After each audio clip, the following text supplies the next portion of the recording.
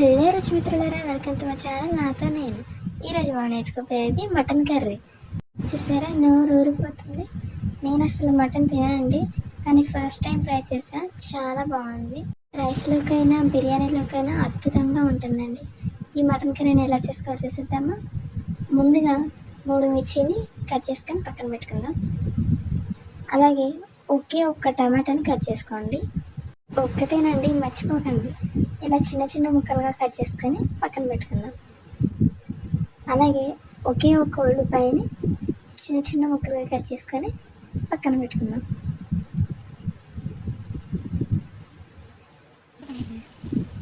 దాంతోపాటు కొంచెం కొత్తిమీరని కూడా కట్ చేసుకుందాం.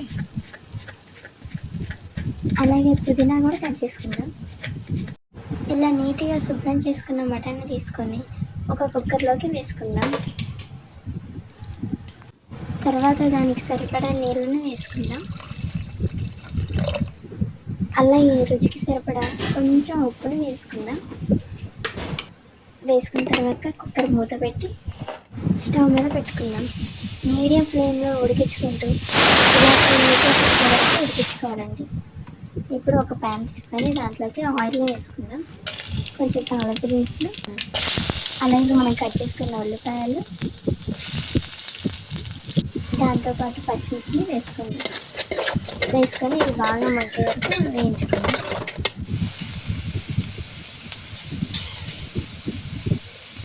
ఉల్లిపాయలు పచ్చివాసన పోయే వరకు వేయించుకున్న తర్వాత అల్లం వెల్లుల్లి పేస్ట్ వేసుకొని కలుపుకుందాం.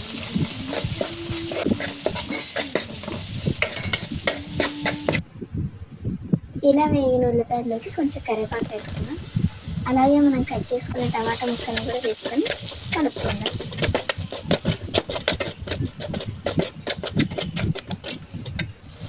చూసారా, టమాటా ఇలా మగ్గిన తర్వాత కొంచెం పసుపు వేసుకొని దాంతోపాటు కొంచెం ఉప్పును కూడా వేసుకొని కలుపుకుందాం. అది కొంచెం మగ్గిన తర్వాత కారం, అలాగే కొబ్బరి పొడిని వేసుకుందాం. దాంతోపాటుగా ధనియాల పౌడర్ కూడా వేసుకుందాం. వేసుకున్న తర్వాత ఇప్పుడు అన్నిటిని కలుపుకుందాం. ఒక 2 నిమిషాలు మగ్గిన తర్వాత ఉడకబెట్టుకున్న మటన్ ముక్కల్ని వేసుకుందాం. నీళ్ళతో సహా వేసేసుకుందాం.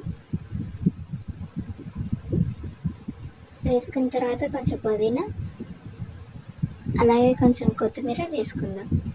ఆ తర్వాత 10 నిమిషాలు మూత పెట్టుకుని ఉడికించుకుందాం. చూసారా, ఎంత బాగా ఉడుకుతుందో మటన్. ఉడుకుతున్న మటన్లో కొంచెం గరం మసాలా, అలాగే మటన్ మసాలాను కూడా వేసేసుకుందాం. వేసుకున్న తర్వాత ఇంకొక 5 నిమిషాలు ఉడికించుకుంటే ఇలా ఉంటుందండి. అలా ఒక 5 నిమిషాలు కలుపుకుంటూ ఉడికించుకుందాం. అంతేనండి, ఇంకా కొత్తిమీరతో గార్నిష్ చేసుకొని సర్వ్ చేసుకోవడమే. ఎంతో రుచికరమైన మటన్ కర్రీ రెడీ. చూసారా ఎంత బాగుందో.